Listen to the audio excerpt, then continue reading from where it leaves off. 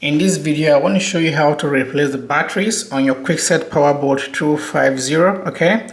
So the first thing you want to do is to go to the interior assembly, okay? So the next step is to remove the battery cover. Here's the battery cover right here. Slide the cover up, okay? So you can see this lock uses 4 AA batteries, okay? So you want to get your batteries, 4 AA batteries, okay? So now you can take the batteries out.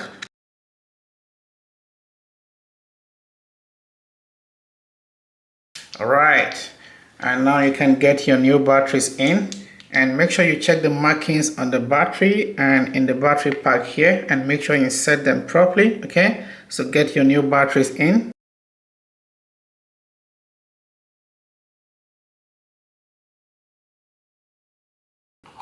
Okay, now get your battery cover. Alright. Okay, you can now use your lock.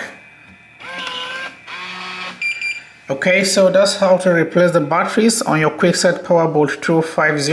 Okay, so that's it. Thank you for watching. See you in the next one.